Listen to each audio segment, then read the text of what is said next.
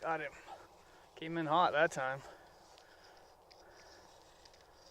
Feels like a little perch. Well, not exactly what we came to catch, but a fish is a fish.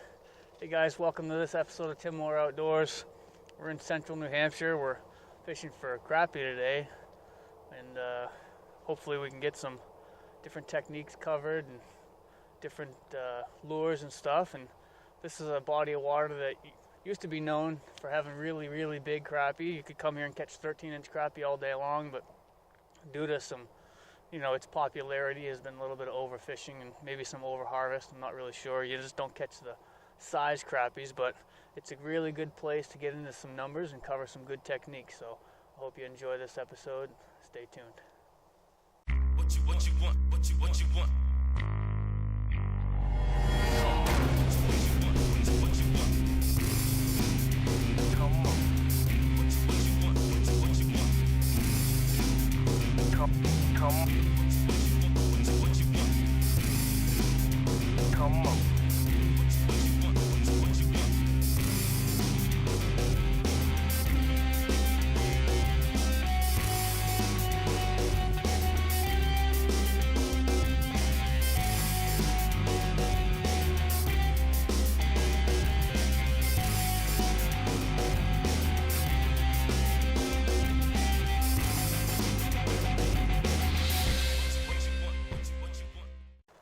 So we've been having some pretty good luck off camera with the drop jig, pink drop jig with a pink Mackie minnow on it, but they seem like they want to chase.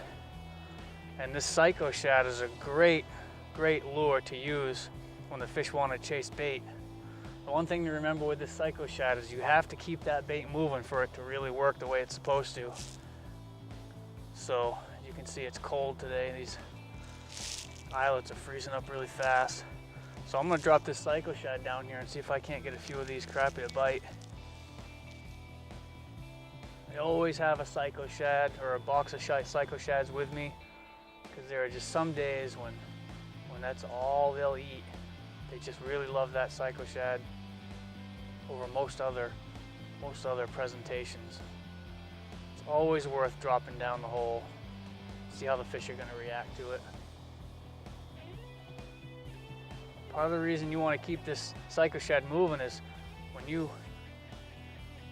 jig it, it flutters up in the water column, and then as it sinks, it flutters its way back down. So it's a really effective jig when the fish want an active presentation. We'll see if we can't get them to bite.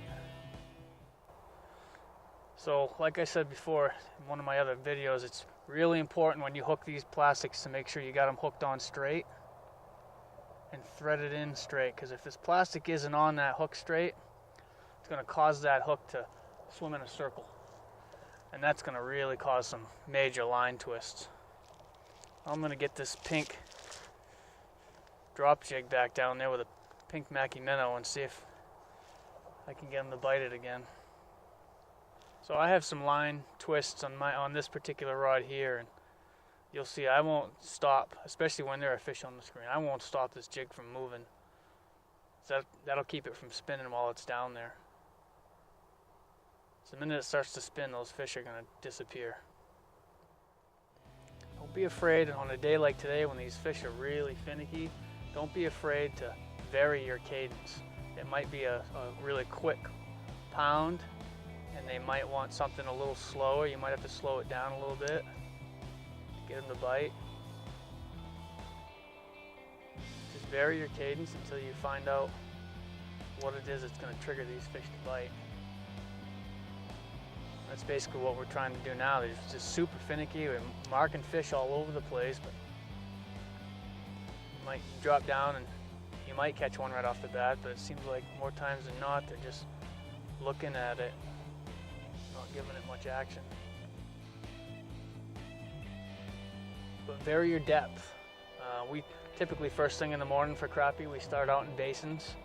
That's where the fish are going to be feeding on that leftover plankton. The bait fish will be in there feeding on plankton, so the crappie can eat both. They can feed on plankton, filter feed on it, and they can also eat the smaller bait fish that are in here feeding on the plankton. And then as the sun rises, a lot of places the crappie will move into the structure and the weeds. So if you can find any places, fall is a great time to do some winter scouting. You can get out and find sunken trees and brush piles and some of those really dense weed beds, find the edges of them. Those are the places that I head to first thing in the year, early ice like this, because that's where the crappie are going to be relating to. They're going to relate to that structure and the weeds for oxygen as soon as they're done feeding. So the other day I was having really good luck with this blade jig. I had a blade spoon. In New Hampshire, got to really keep in mind we can't put bait, even a plastics, on a treble hook in New Hampshire. So what I've done is I've clipped off a couple of the points because I like that red hook. I'm going to try to send this white blade spoon down there with a couple of spikes on it and see if that doesn't get the desired response. There's some fish.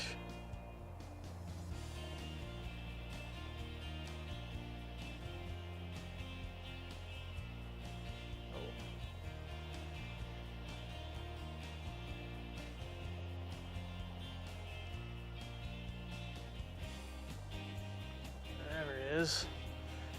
I guess they like that blade spoon with the maggots on it. Oh, he's a little guy. Would have let him go anyway. Just, you never know. You got to switch it up. You got to be prepared to change your presentation. That's why I have multiple rods here. I have them all rigged. When it gets cold out, the last thing I want to do is retie my jig, and it really helps to have a bunch of rods rigged up. Here comes another fish right in. Ooh, he whacked it. You just never know what it is that's going to trigger these fish on certain days. And today, I guess it's the blade spoon with maggots. Oh, little yellow perch.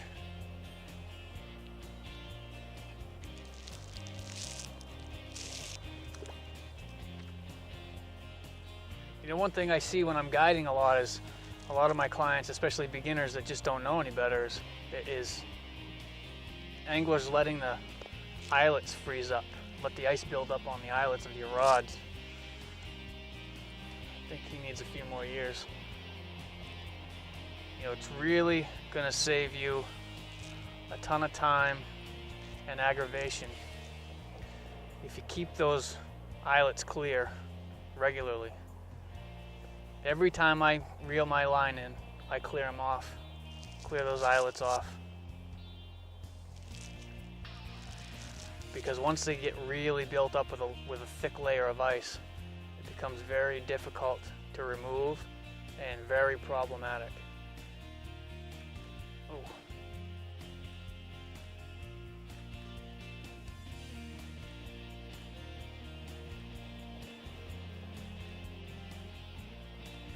So as you reel your line in, it's going to draw a lot of water across those eyelets.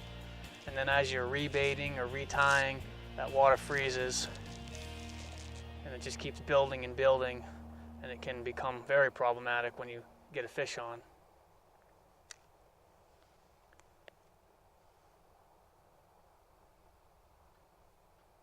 Some nice red lines and a little fish. No big fish down here, but at least we've figured out what they want.